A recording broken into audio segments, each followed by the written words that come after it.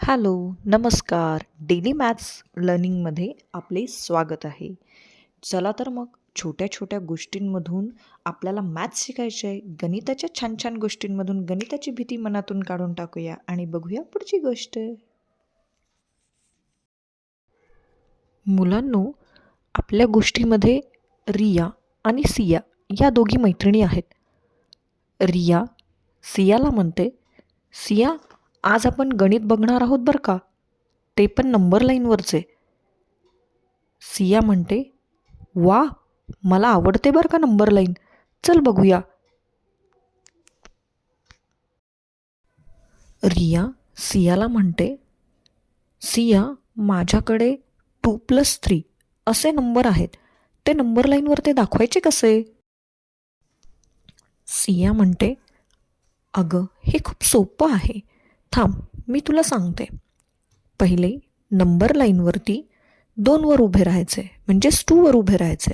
त्यानंतर 1, 2, 3 असे काउंट करून पुढे जायचे. बघ बरं तू कुठल्या नंबरवर आली आहेस? रिया म्हणते, अरे वा, मी 5वर आले.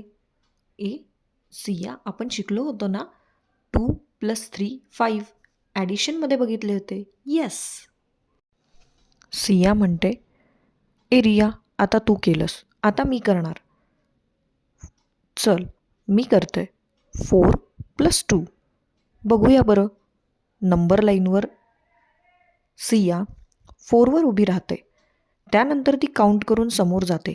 1, 2. वाव, 4+2 6. ये. मुलांनो, इथे बघा बरं का, सिया आणि रिया दोघी मिळून छान नंबर लाईन शिकवत आहेत आपल्याला.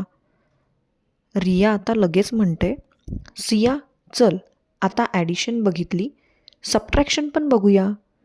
7 - 3 नंबर लाईनवरती किती होतील गं?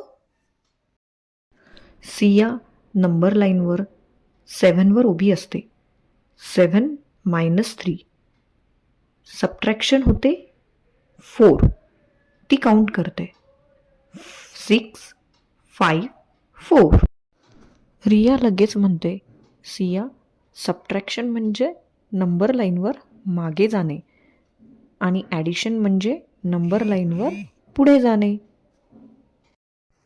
रिया आणि सिया दोघी मिळून म्हणतात, नंबर लाईनमुळे गणित शिकायला खूप मजा आली. गणित शिकूया, गोष्टीतून शिकूया.